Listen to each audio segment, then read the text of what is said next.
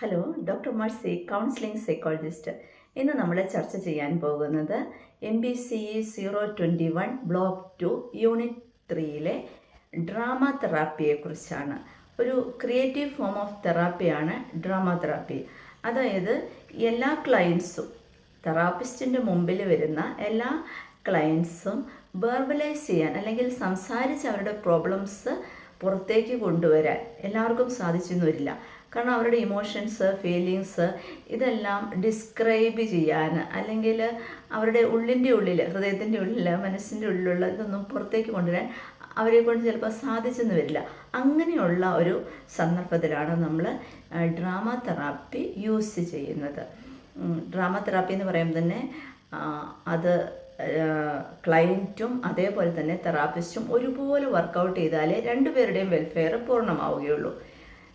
Counselling എന്നതൊരു ആർട്ടാണ്, അതോടൊപ്പം തന്നെ ഒരു സയൻസുമാണ്. അപ്പോൾ ഡ്രാമ തെറാപ്പി ഒരു വ്യക്തിയെ പൂർണ്ണമായ ഒരു ഇൻസൈറ്റിലേക്ക്, ഒരു ന്യൂ ഇൻസൈറ്റിലേക്ക് കൊണ്ടുവരികയാണ് ചെയ്യുന്നത്. ഇതൊരു ആക്ഷൻ ബേസ്ഡ് ടെക്നിക്കാണ്. അവിടെ നമുക്ക് റോൾ പ്ലേ ചെയ്യാം, ഡ്രാമ ചെയ്യാം, ഗെയിംസ് ചെയ്യിപ്പിക്കാം, puppetry, then masks, then theatrical performance, അങ്ങനെ പല രീതിയിൽ നമ്മളിതിനെ പല ടെക്നിക്സ് ഉപയോഗിച്ച് അല്ലെങ്കിൽ പല മെത്തേഡ്സ് ഉപയോഗിച്ച് നമുക്കിത് ചെയ്യാം. എങ്ങനെയാണെങ്കിലും ഇതിൻ്റെ ഒരു ആത്യന്തികമായ ലക്ഷ്യം എന്ന് പറയുന്നത് ബിഹേവിയറൽ ചേഞ്ചും പേഴ്സണൽ ഗ്രോത്തുമാണ്. ഇതിന് വേണ്ടിയിട്ടാണ് നമ്മൾ ഈ ഡ്രാമ തെറാപ്പി ചെയ്യുന്നത്. അതുപോലെ തന്നെ ഇതൊരു ആക്റ്റീവ് അപ്രോച്ചാണ്. വളരെ ആക്റ്റീവായിട്ട് സ്വന്തം സ്റ്റോറി പറയാൻ വേണ്ടിയിട്ടാണ് അവരെ സ്വന്തം സ്റ്റോറി പറഞ്ഞ് പ്രോബ്ലം സോൾവ് ചെയ്യാൻ വേണ്ടിയാണ് തെറാപ്പിസ്റ്റ് ഇവരെ ഹെൽപ്പ് ചെയ്യുന്നത്. അപ്പോൾ അവിടെ നടക്കുന്നത് കഥാറിസിസ് ആണ്. ഇന്നർ ഫീലിങ്സ്, അതായത് എത്ര രൂക്ഷമായിട്ടുള്ളതാണെങ്കിലും ആ ഇന്നർ ഫീലിങ്സിനെ പുറത്തേക്ക് കൊണ്ടുവരാൻ, അതിൻ്റെ കംപ്ലീറ്റ് ഡെപ്തിലും വെഡ്ത്തിലുമൊക്കെ പുറത്തേക്ക് കൊണ്ടുവന്നിട്ട് പേഴ്സണൽ റോൾ അല്ലെ പേഴ്സണൽ ഡെവലപ്മെൻറ്റ് നടത്തുന്നു. ഒരു പേഴ്സണാലിറ്റി ഡെവലപ്മെൻറ്റോടെ അവിടെ നടക്കുകയാണ് ചെയ്യുന്നത്.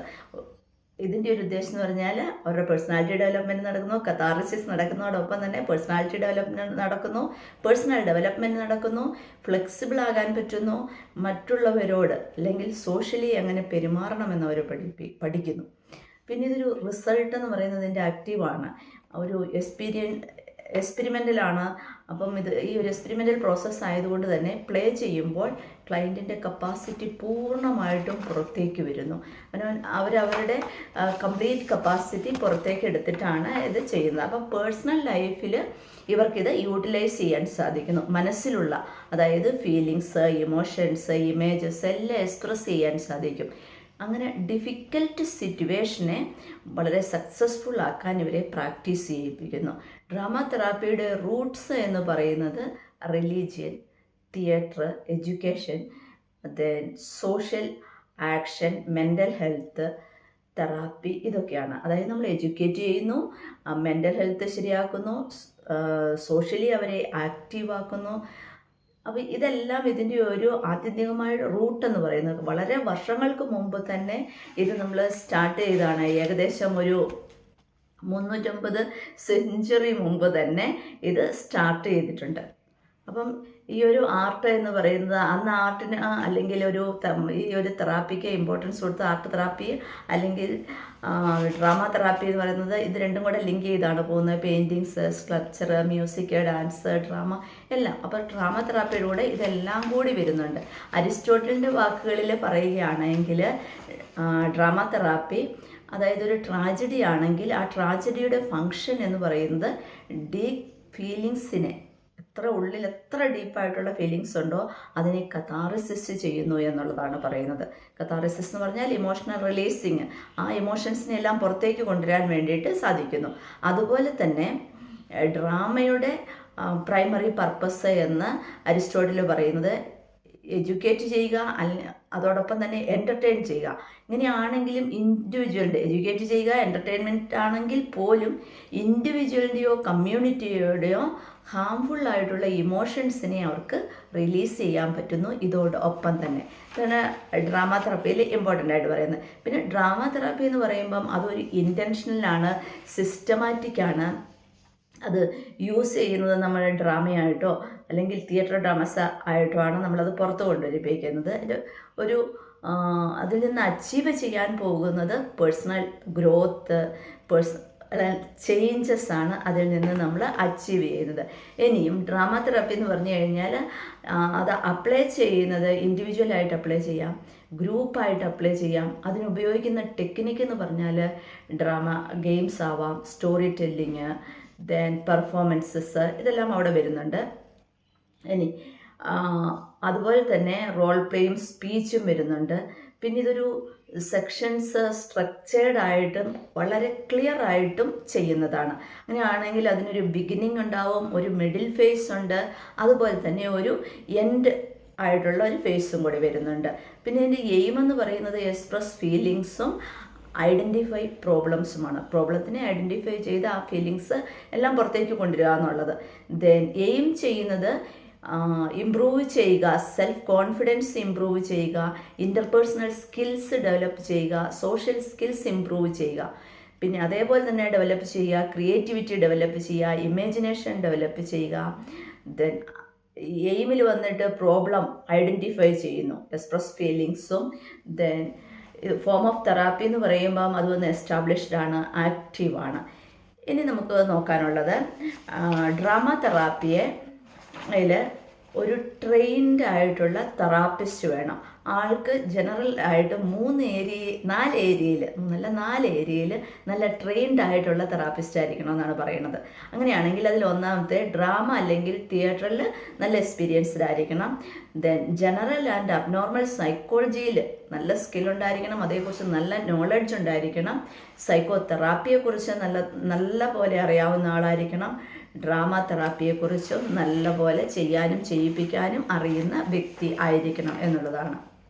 ഇനി ഡ്രാമ തെറാപ്പിസ്റ്റിൻ്റെ റോൾ എന്ന് പറഞ്ഞാൽ ക്ലയൻറ്റിന് ഒരു റോള് കൊടുക്കുകയാണ്. അത് നന്നായി ക്ലയൻറ്റിനെ കൊണ്ട് ചെയ്യിപ്പിക്കാനും അവരുടെ ഇമോഷൻസ് പുറത്തേക്ക് കൊണ്ടുവരാനും സാധിക്കത്തക്ക രീതിയിലായിരിക്കണം തെറാപ്പിസ്റ്റിൻ്റെ റോള്. ക്ലയൻറ്റിൻ്റെ ഗോളും നീഡ്സും ഫുൾഫില്ല് ചെയ്യിപ്പിക്കണം. ഏത് മെത്തേഡ് ഉപയോഗിക്കണമെന്ന് തീരുമാനിക്കുന്നത് തെറാപ്പിസ്റ്റാണ്. അപ്പോൾ ഏത് മെത്തേഡ് യൂസ് ചെയ്തിട്ടാണ് ക്ലയൻറ്റിന് ന്യൂ ബിഹേവിയർ ലേൺ ചെയ്യാൻ പറ്റുന്നത് എന്ന് തെറാപ്പിസ്റ്റ് തീരുമാനിക്കണം. അല്ലെങ്കിൽ അവരുടെ ഇമോഷണൽ ഫീലിങ്സ് എങ്ങനെ പുറത്തേക്ക് കൊണ്ടുവരണം, ഏത് മെത്തേഡിലൂടെ, ഏത് ടെക്നിക്കിലൂടെ. അപ്പോൾ ഈ മെത്തേഡും ടെക്നിക്കും എന്ന് പറയുന്നത് ഇപ്പോൾ ഡ്രാമയാവാം, ഗെയിംസ് ആവാം, റോൾ പ്ലേ ആവാം, ദെൻ ട്രാൻസ്ഫോർമേഷൻസ് ആവാം, സൈക്കോ ഡ്രാമയാവാം. ഇതിനൊന്നും സ്ക്രിപ്റ്റ് വേണമെന്നില്ല. സ്ക്രിപ്റ്റ് എഴുതി തയ്യാറാക്കിയതൊന്നും ആയിരിക്കില്ല. ഇത് ഓഡിയൻസിന് മുമ്പിലുമല്ല പ്രകടിപ്പിക്കേണ്ടത്. ഇത് തെറാപ്പി സെക്ഷന് വേണ്ടി മാത്രം ഉപയോഗിക്കുന്ന ടെക്നിക്കും മെത്തേഡ്സുമാണ്. ദെൻ പ്ലേ ബാക്ക് തിയേറ്റർ വേണമെങ്കിൽ എടുക്കാം, തിയേറ്റർ ഓഫ് ദി ഒപ്രസ്ഡ് എടുക്കാം. ഇത് വേണമെങ്കിൽ തിയേറ്ററിൽ തന്നെ ചെയ്യാൻ പറ്റുന്നതാണ്. ഇനി അടുത്തതായിട്ട് ഡ്രാമ തെറാപ്പിയിൽ പറയുന്നത് 5 സ്റ്റേജ് തിയറിയാണ്. ഇത് റിന്നി ഇമുന്ന എന്ന് പറഞ്ഞ സൈക്കോളജിസ്റ്റ് 1994 ഡ്രാമ തെറാപ്പിയിൽ എങ്ങനെ ഗ്രൂപ്പ് ഫോം ചെയ്യണം, എന്നിട്ട് ഒരു ഗ്രൂപ്പ് എങ്ങനെ ഐഡൻറ്റിഫൈ ചെയ്ത് എങ്ങനെ സക്സസ്ഫുള്ളായിട്ട് ഗ്രൂപ്പിനെ ഫോം ചെയ്ത് നല്ല രീതിയിൽ അതിൻ്റെ ഒരു തീമൊക്കെ കണ്ടെത്തി അതിനെ എങ്ങനെ കൊണ്ടുപോകാം എന്നുള്ളതിനൊരു 5 സ്റ്റേജ് പറയുന്നുണ്ട്. ആ 5 സ്റ്റേജാണ് ഇതിനകത്ത് പറയുന്നത്. അതിൽ ഒന്നാമത്തെ സ്റ്റേജ് എന്ന് പറയുന്നത് ഡ്രമാറ്റിക് പ്ലേ ആണ്. ഇതിൽ ഗ്രൂപ്പുകൾ തമ്മിൽ ഒരു ഗെറ്റ് ടുഗദർ എന്ന് പറയാം, ഗെറ്റ് ടുഗദർ അല്ലെങ്കിൽ പരസ്പരം പരിചയപ്പെടുക, അവർക്ക് ഒരുമിച്ച് പ്ലേയിങ് ടുഗദർ, ട്രസ്റ്റ് ഡെവലപ്പ് ചെയ്യുക, ഒരു കെട്ടുറപ്പ് വരുത്തുക, ബേസിക് റിലേഷൻഷിപ്പ് സ്കിൽസ് ഡെവലപ്പ് ചെയ്യുക. ഇക്കാര്യങ്ങളിൽ എല്ലാം കൺട്രോൾ ചെയ്യുന്നത് തെറാപ്പിസ്റ്റാണ്. എത്രമാത്രം അവർ തമ്മിൽ മിങ്കിൾ ചെയ്യണം, അല്ലെങ്കിൽ എങ്ങനെയാണ് പെരുമാറേണ്ടത്, എന്തെല്ലാം കാര്യങ്ങൾ പറയണം, എന്തെല്ലാം പറയാതെ ഇരിക്കാം. അതായത് പേഴ്സണലായിട്ടുള്ള കാര്യങ്ങൾ ഒരുപാട് പറയണമെന്ന് പറയണില്ല, അവരുടെ ഇന്നർ ഫീലിങ്സ് ഇവിടെ പറയണമെന്ന് പറയുന്നില്ല. അവർ തമ്മിലൊരു നല്ല റിലേഷൻഷിപ്പ് ബിൽഡ് ചെയ്യുന്നു. രണ്ടാമത്തെ സ്റ്റെപ്പ് എന്ന് പറയുന്നത് സീൻ വർക്ക് സ്റ്റേജ് തിയറിയാണ്. സീൻ വർക്ക് സ്റ്റേജ് അത് പ്ലേ കണ്ടിന്യൂ ചെയ്യുന്നു, ഡ്രമാറ്റിക് സ്കിൽസ് പ്രാക്ടീസ് ചെയ്യിപ്പിക്കുന്നു. ഇതൊരു കണ്ടിന്യൂസ് ട്രീറ്റ്മെൻ്റ് ആണ്. ഇതിൽ സ്വാഭാവികമായി ട്രസ്റ്റ് ബിൽഡ് ചെയ്യുന്നു. ഗ്രൂപ്പ് അംഗങ്ങൾ തമ്മിൽ സ്വാഭാവികമായിട്ട് ഒരു ട്രസ്റ്റ് ബിൽഡ് ചെയ്യുന്നു. എന്നാലും പ്രൈവറ്റ് ആയിട്ടുള്ളതും പേഴ്സണൽ ലൈഫും ഇവിടെ ഡിസ്ക്ലോസ് ചെയ്യിക്കുന്നില്ല. ബാക്കി എല്ലാ കാര്യങ്ങളും അവരത് പ്രകടിപ്പിക്കുന്നു. ഈ 2 സ്റ്റെപ്പ് അല്ലെങ്കിൽ ഈ 2 തിയറി ഒരുപാട് ഇമ്പോർട്ടൻസ് ഉള്ളതാണ്. കാരണം ഇതിനകത്ത് തെറാപ്പിസ്റ്റ് ആദ്യം ഗ്രൂപ്പ് ഫോം ചെയ്യുന്നത്, പിന്നെ അവർ തമ്മിലുള്ള ആ ഒരു മീഡിയം അത് ഏറ്റവും നല്ല രീതിയിൽ പോകുന്നതുമേ. മൂന്നാമത്തെ തിയറിയിലാണ് വരുന്നത് റോൾ പ്ലേ.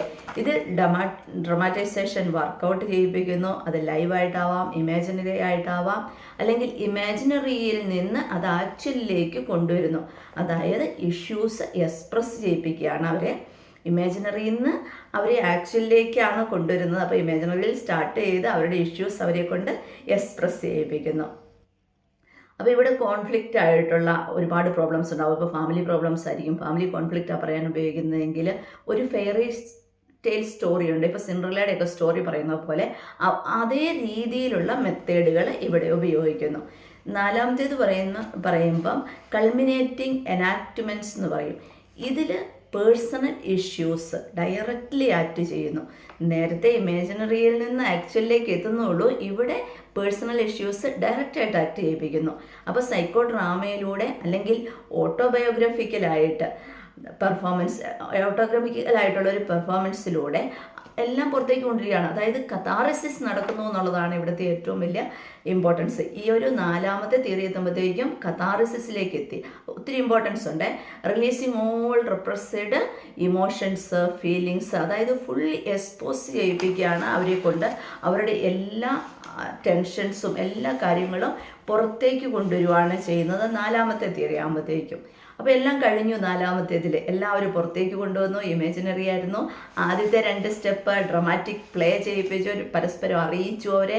രണ്ടാമത്തേത് സീൻ വർക്ക് ടുഗദറായിട്ട് അവരെ കൊണ്ട് ചെയ്യിപ്പിച്ചു, സ്റ്റേജിൽ ചെയ്യിപ്പിക്കാൻ അവരെ പഠിപ്പിച്ചു. മൂന്നാമത്തിലെത്തിയപ്പോൾ റോൾ പ്ലേ ആയി. നാലാമത്തേതെത്തിയപ്പോഴത്തേക്കും പേഴ്സണലൈസ്ഡ് ആയി. എല്ലാം പുറത്തേക്ക് കൊണ്ടുവന്നു, കഥാറിസിസ് നടത്തി. അഞ്ചാമത്തെ സ്റ്റേജ്, ഫൈനൽ സ്റ്റേജ്, അതായത് ഫൈനൽ 5 തിയറിയാണ് പറഞ്ഞത്. അഞ്ചാമത്തേതിനകത്ത് ഡ്രമാറ്റിക് റിച്വൽ എന്നാണ് പറയുന്നത്. അത് ക്ലോസ് ചെയ്യുന്നതാണ്. അതായത് സെലിബ്രേറ്റിംഗ് ഫേസ് എന്ന് വേണമെങ്കിൽ നമുക്കതിനെ പറയാം. ക്ലയൻറ്റ് പ്രൗഡാണ്, എന്നെക്കൊണ്ട് എന്തൊക്കെയോ ചെയ്യാൻ പറ്റി, കുറേ അച്ചീവ്മെൻ്റ് എൻ്റെ ജീവിതത്തിൽ എനിക്ക് ഈ ഡ്രാമ തെറാപ്പിയിൽ നിന്ന് കിട്ടി. അപ്പോൾ ക്ലോഷറാണ്. അപ്പോൾ ക്ലയൻറ്റിന് ഈ ഒരു ഡ്രാമ തെറാപ്പി സെഷൻ ഔട്ട്സൈഡ് വേൾഡിലും ചെയ്യാനുള്ളൊരു കപ്പാസിറ്റിയിലേക്ക് എത്തി. അല്ലെങ്കിൽ ഫ്യൂച്ചർ പോയിൻറ്റിങ് സ്റ്റെപ്സ് എന്ന് പറയാൻ മുന്നോട്ടൊരു പോസിബിലിറ്റീസ് ഉണ്ട്, എനിക്ക് ചെയ്യാൻ സാധിക്കും, എന്നെ കൊണ്ടെല്ലാം പുറത്തേക്ക് എടുത്ത് കളയാനും എനിക്ക് ഫ്യൂച്ചറിലേക്ക് ഡെവലപ്മെൻറ്റിനും സാധിക്കുമെന്ന് അതുവരെ എത്തി. ഓക്കെ, ഇനി അടുത്തത് പറയുന്നത് ഡ്രാമ തെറാപ്പിയിലെ ടെക്നിക്സ് ആണ്. ടെക്നിക്സ് യൂസ് ചെയ്യുന്നത് first one uses of metaphor ആണ്. ഭാവാത്മകമായിട്ടുള്ള കാര്യങ്ങൾ എന്ന് പറയാം. ബിഹേവിയർ പ്രോബ്ലംസ്, ഇമോഷൻസ് ഒക്കെ മെറ്റാഫറിക്കലി റെപ്രസെൻറ്റ് ചെയ്യുകയാണ് ചെയ്യുന്നത്. അതായത് ഒരു ഫോമിൽ നിന്ന് മറ്റൊന്നിലേക്ക് റെപ്രസെൻറ്റ് ചെയ്യുകയാണ്. ഇപ്പോൾ എനിക്ക് ഭയങ്കര ദേഷ്യമാണ്, അപ്പോൾ ഈ ദേഷ്യം ഞാൻ കാണിക്കുന്നത് ഇപ്പോൾ ഒരു വോൾക്കാനോ ഉണ്ടാക്കിയിട്ടോ, അല്ലെങ്കിൽ ഒരു ബോംബ് പൊട്ടുന്നതായിട്ട് കാണിച്ചിട്ടോ, അല്ലെങ്കിൽ ഒരു ഫയർ കാണിച്ചിട്ടോ ഒക്കെ ആയിരിക്കും പുറത്തേക്ക് കൊണ്ടുവരുന്നത്, എൻ്റെ ദേഷ്യം പുറത്തേക്ക് കാണിക്കുന്നത്. അപ്പം ഇത് ലൈവായിട്ട് വേണേൽ കാണിക്കാം, ഡ്രമാറ്റൈസ് ചെയ്ത് വേണേൽ കാണിക്കാം, ഇമാജിനേഷനിലൂടെ കാണിക്കാം. അപ്പോൾ യൂസസ് ഓഫ് മെറ്റാഫറിലൂടെ രണ്ടാമത്തെ ടെക്നിക്ക് എന്ന് പറയുന്നത് കോൺക്രീറ്റ് എംബോഡിമെൻറ്റ് എന്നാണ്. അതായത് എക്സ്പ്രസ് ചെയ്യുന്നു, വീണ്ടും എക്സ്പ്രസ് ചെയ്യുന്നു, ഇങ്ങനെ ഒരു എക്സ്പീരിയൻസ് വരുവാണ്. അപ്പോൾ നമുക്ക് എക്സ്പ്രസ് ചെയ്യാനുള്ളത് എക്സ്പീരിയൻസ്, എക്സ്പീരിയൻസ് കിട്ടുന്നതുകൊണ്ട് എക്സ്പോഷറിന് നമുക്കത് കിട്ടുകയാണ്. അപ്പോൾ നമ്മൾ പുതിയ ബിഹേവിയറിലേക്ക് ലേൺ ചെയ്യുകയാണ്. പുതിയ ബിഹേവിയർ നമ്മളിലേക്ക് ലേൺ ചെയ്യുകയാണ്. ഇതൊക്കെ എടുത്ത് കളഞ്ഞ് നമ്മൾ പുതിയ ബിഹേവിയറിലേക്ക് നമ്മളെ ലേൺ ചെയ്ത് കൊണ്ടുവരികയാണ്. അങ്ങനെ എക്സ്പീരിയൻസ് ചെയ്ത് അല്ലെങ്കിൽ എക്സ്പെരിമെൻറ്റ് ചെയ്ത് ഓൾഡ് ബിഹേവിയറിനെ മാറ്റി നമുക്ക് കംഫർട്ടബിൾ ഫീൽ ചെയ്യുകയാണ്. അപ്പോഴത്തേക്കും നമുക്ക് എന്തായി, നമുക്കൊരു പുതിയ ബിഹേവിയറിലേക്ക് നമ്മൾ എത്തുന്നു, മാറ്റങ്ങൾ വരുന്നു. ആ ടെക്നിക്കാണ് ഉപയോഗിക്കുന്നത്. മൂന്നാമത്തെ ഡ്രമാറ്റിക് പ്രൊജക്ഷനാണ്. സ്വന്തം ഐഡിയ അല്ലെങ്കിൽ സ്വന്തമായിട്ടുള്ള ഇമോഷൻസും ഡ്രാമ തെറാപ്പിയിലൂടെ ക്ലയൻറ്റ് സ്വയം പ്രോജക്റ്റ് ചെയ്യുന്നു. ഞാൻ എൻ്റെ ഐഡിയയും എൻ്റെ ഇമോഷൻസും ഒക്കെ ഡ്രാമ തെറാപ്പിയിലൂടെ ഞാനിങ്ങനെ പ്രോജക്റ്റ് ചെയ്ത് കൊണ്ടുപോകുന്നു. ദെൻ ഡിഫിക്കൽറ്റി ആസ്കിങ് ഹെൽപ്പ്, നാലാമത്തതാണ് ടെക്നിക്ക്. ചില വ്യക്തികൾക്ക് അവനവൻ്റെ ആവശ്യങ്ങൾ അല്ലെങ്കിൽ ഒരാളോട് ഹെൽപ്പ് ചോദിക്കാൻ പറ്റാത്തതായിട്ട് വരുന്നു. ഇപ്പോൾ ഗ്രൂപ്പ് മെമ്പേഴ്സിനോടാണേലും അത് നമ്മൾ ചെയ്യിപ്പിക്കുന്നത് ഇപ്പോൾ ഒരു പപ്പറ്റ് ത്രൂ മാസ്ക് വെച്ചിട്ടൊക്കെ ഡ്രാമ തെറാപ്പിയിലൂടെ ഹെൽപ്പ് ചോദിക്കാം. അപ്പോൾ ആ പ്രോബ്ലത്തിന്, അപ്പം പ്രോബ്ലം എക്സ്റ്റേണലായി, അവർ ചോദിച്ചത് പപ്പറ്റിലൂടെയാണ് ചോദിച്ചതെങ്കിലും നമ്മുടെ പ്രോബ്ലത്തിനാണ് സൊല്യൂഷൻ വേണ്ടത്. അപ്പോൾ അതൊരു എക്സ്റ്റേണലായി അങ്ങനെ തെറാപ്പിസ്റ്റിനോട് അല്ലെങ്കിൽ ഗ്രൂപ്പ് മെമ്പേഴ്സിനോട് തൻ്റെ പ്രോബ്ലംസ് എല്ലാം ഷെയർ ചെയ്യാനും അത് സോൾവ് ചെയ്യാനും സാധിക്കുന്നു. ദെൻ ഫിഫ്ത്ത് ടെക്നിക്ക് എന്ന് പറയുന്നത് ക്രിയേഷൻ ഓഫ് ട്രാൻസാക്ഷണൽ സ്പേസ് ആണ്. അതായത് ഒരു ഇമാജിനറി വേൾഡ് ക്രിയേറ്റ് ചെയ്ത് സേഫ് ആൻഡ് ട്രസ്റ്റ് ബിൽഡിംഗ് ആയിട്ടുള്ള ഒരു സിറ്റുവേഷൻ അവർ ഉണ്ടാക്കിയെടുക്കുന്നു. അതായത് ഇങ്ങനെയൊരു പ്രോബ്ലം അല്ലെങ്കിൽ ഇനിയൊരു സിറ്റുവേഷൻ വന്നാൽ എന്തെല്ലാം പോസിബിലിറ്റീസ് ഉണ്ട് തൻ്റെ മുമ്പിൽ, ഫ്യൂച്ചറിൽ എനിക്ക് എന്തെല്ലാം മാറ്റിയെടുക്കാൻ പറ്റും, ഇനിയൊരു സിറ്റുവേഷൻ വന്നാൽ ആ സിറ്റുവേഷനെ എനിക്ക് ഓവർകം ചെയ്യാൻ പറ്റും, എങ്ങനെയുള്ള സിറ്റുവേഷനിലൂടെയാണ് എനിക്ക് പോകേണ്ടത് എന്ന് ഡ്രാമ തെറാപ്പിയിലൂടെ കറക്റ്റായിട്ട് ഇവർ പറയുന്നു. ഇനി അടുത്തത് 6th വണ്ണേ ഇൻകോർപ്പറേറ്റിംഗ് അതർ ആർട്സ്. നേരത്തെ ഞാൻ പറഞ്ഞിരുന്നു മറ്റുള്ള ആർട്ട് തെറാപ്പിയും കൂടി ആർക്കറിഞ്ഞിരിക്കണം? തെറാപ്പിസ്റ്റിന് അറിഞ്ഞിരിക്കണം. Music, song, dance, then poetry, sculpture, അങ്ങനെയുള്ള പപ്പറ്റ് എല്ലാ ആർട്ട് തെറാപ്പിയിലും നോളജ് ഉണ്ടായിരിക്കണം. ഇത് ചെയ്യിപ്പിക്കുന്ന തെറാപ്പിസ്റ്റിന്, ഡ്രാമ തെറാപ്പിസ്റ്റിന് ബാക്കിയുള്ള ആർട്ടിലും കൂടി ആൾക്ക് നല്ല നോളജ് ഉണ്ടായിരിക്കണം. ഇനി ലാസ്റ്റ് പോയിന്റ് എന്ന് പറയുന്നത് ആപ്ലിക്കേഷൻ ഓഫ് ഡ്രാമ തെറാപ്പിയാണ്. ഡ്രാമ തെറാപ്പി നമ്മൾ എഡ്യൂക്കേഷണൽ ഗ്രൂപ്പ്സിൽ ഉപയോഗിക്കാം, അതുപോലെ ഇൻഡിവിജ്വലായിട്ട് ഉപയോഗിക്കാം, കപ്പിളിന് ഉപയോഗിക്കാം, ഫാമിലിക്ക് ഉപയോഗിക്കാം. അപ്പം ഫാമിലി സെറ്റിങ്സും അങ്ങനെ വെറൈറ്റി സെറ്റിങ്സിൽ നമുക്കിത് ഉപയോഗിക്കാൻ പറ്റുന്നുണ്ട്. ഇനി അതുപോലെ അല്ലാതെ മറ്റു ഗ്രൂപ്പുകളിൽ എന്ന് പറഞ്ഞാൽ നോൺ വെർബൽ ക്ലയൻസ് ഉണ്ടാവും, സംസാരിക്കാത്തവർ അല്ലെങ്കിൽ കുട്ടികൾ, അവരിലൊക്കെ നമുക്ക് ഡ്രാമ തെറാപ്പി ഉപയോഗിക്കാം. ഇനി ക്ലിനിക്കൽ സെറ്റിങ്സിൽ ഉപയോഗിക്കാം, റെസിഡൻഷ്യൽ സെറ്റിങ്സിൽ ഉപയോഗിക്കാം, ദെൻ എഡ്യൂക്കേഷൻ സിറ്റുവേഷനിൽ, ബിസിനസ് സെറ്റിങ്സിൽ, ദെൻ കമ്മ്യൂണിറ്റി ആക്ഷൻ സെറ്റിങ്സിൽ, സോഷ്യൽ ആൻഡ് റിക്രിയേഷണൽ സെറ്റിങ്സിൽ, ഇവിടെയെല്ലാം നമ്മൾക്ക് ഡ്രാമ തെറാപ്പി ഉപയോഗിക്കാൻ സാധിക്കുന്നതാണ്. Okay, bye by.